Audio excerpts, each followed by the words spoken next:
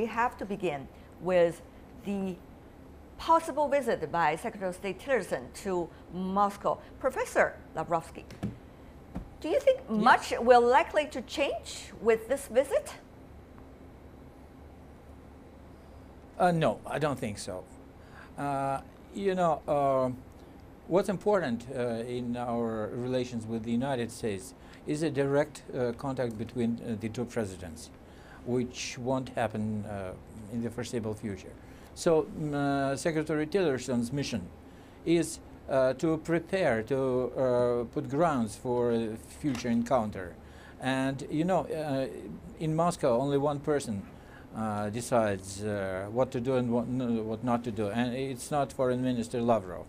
So this is just a preliminary, very important but still preliminary meeting.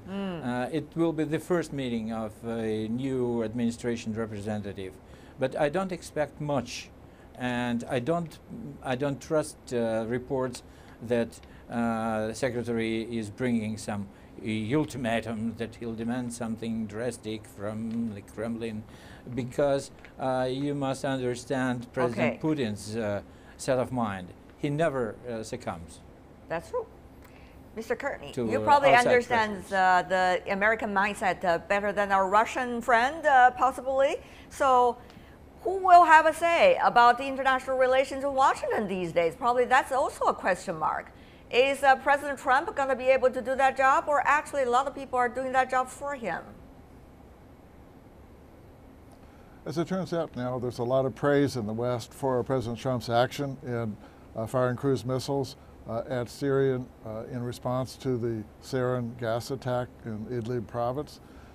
In 2013, there was a similar Syrian sarin attack that killed even more people. At first, President Putin said it was utter nonsense that Syria was responsible for the sarin attack, but then within 2 weeks, Putin had clamped down on Assad in Syria, and the US and Russia reached agreement to remove and destroy all of Syria's declared chemical weapons stockpile.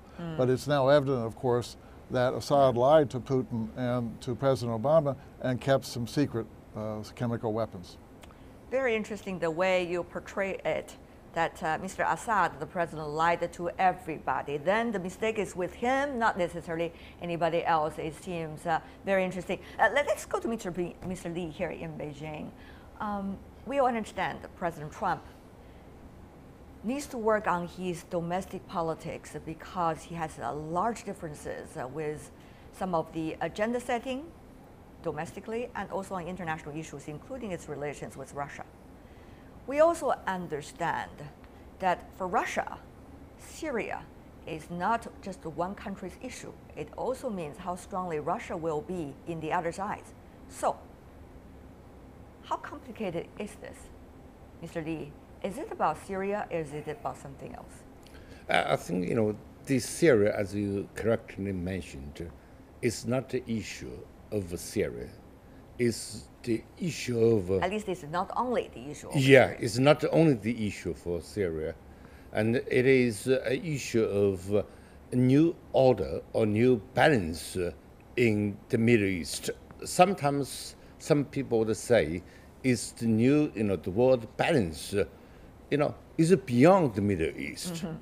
So I think that this is a very, very, important issue between the powers outside as well as the power inside, in the regions. Mr. Li, you've been doing Middle East studies for decades. You know this much better than many of us, that the issues about the Middle East is really not just about the Middle East, it's much beyond that specific region. In fact, it is also beyond that region. What actions will be taken by all sides? The US President Donald Trump has formally notified Congress of the missile strikes on Syria, warning ominous further actions. In his letter, he wrote, the U.S., quote, will take additional action as necessary and appropriate to further its important national interest. The question is, Mr. Courtney, does that mean or equals to more strikes?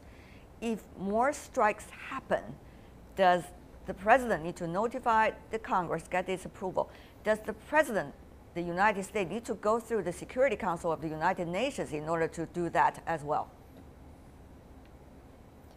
if Assad were to use chemical weapons again against his own people, President Trump would likely react strongly. He would have the full support of the U.S. Congress. The further strikes, what do you think might be the option for Russia?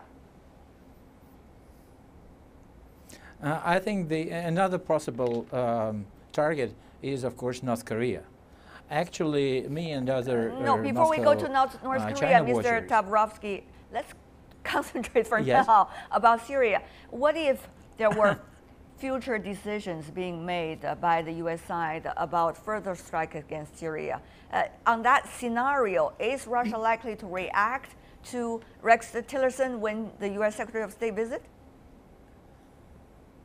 Well, actually, I think this was one-off action because President will need congressional approval for, operation on a bigger scale. So I don't think in the foreseeable future there'll be more bombings. Actually, I think the reason for this bombing was internal, terrible internal pressure on President from the Congress, from mass media. He tried to find a way out, to distract public opinion. He needed a small, victorious war. And so the first opportunity was to strike in Syria. And so he struck. In fact... But that will be all for, yeah.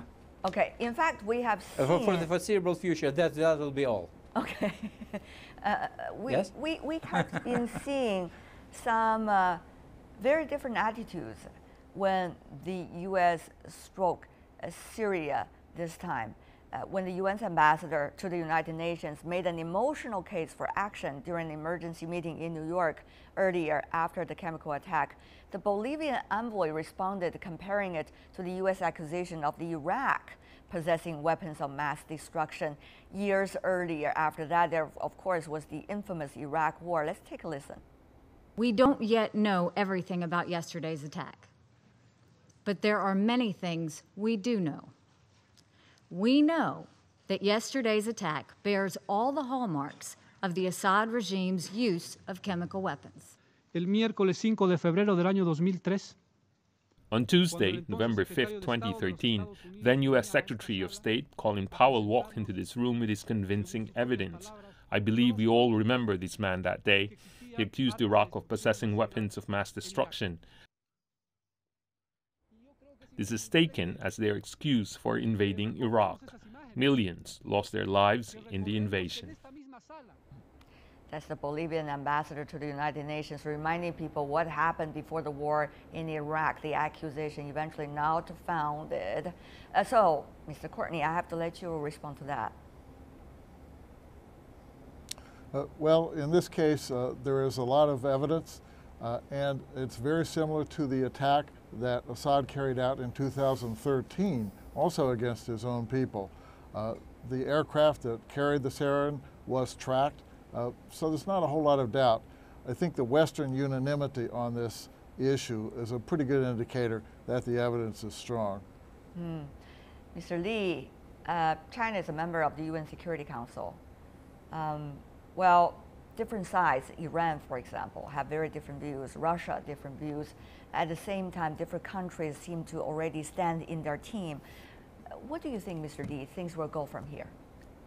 I think, the best way is to find out who really did it.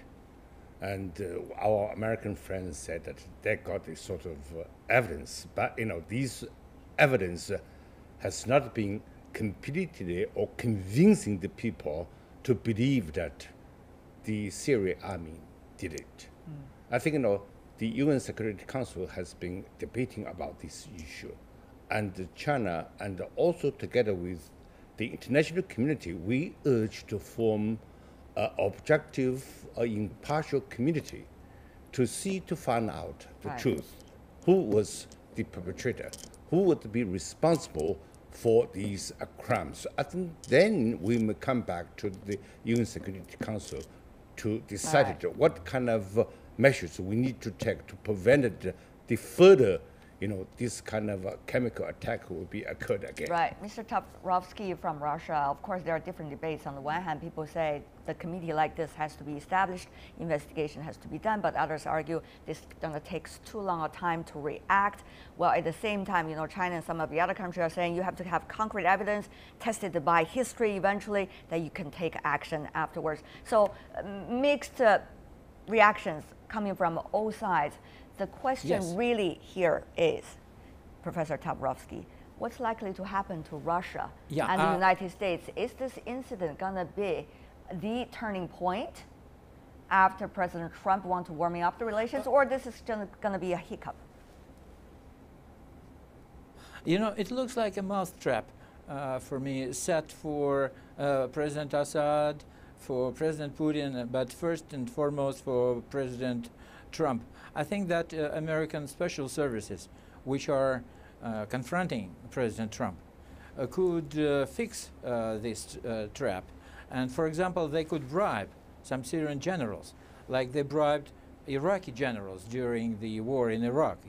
Dozens of Iraqi generals were bribed, and Iraqi forces didn't fight back.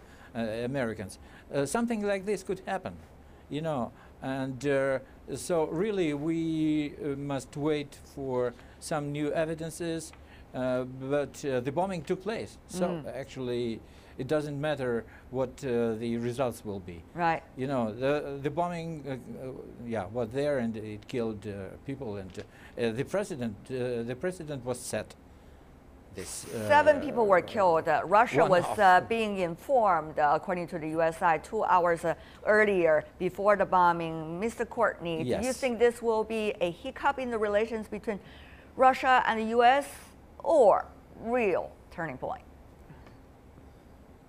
Well, it depends. It's still too early to tell. But if the president in 2013 is in any indication, this incident could well lead to more cooperation between the United States and Russia, because Russia has an interest in Syria's not having chemical weapons.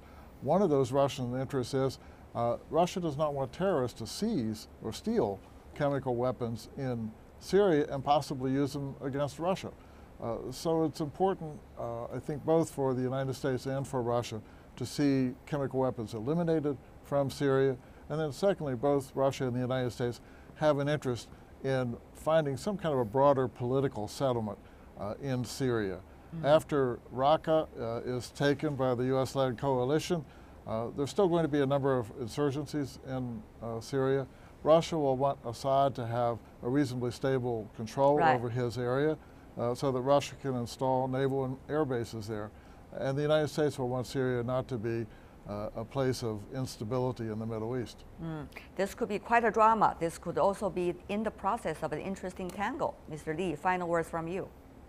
I think the Tillerson's visit to Moscow will be very important. Within the Moscow, they will discuss what will be the next both countries going to do.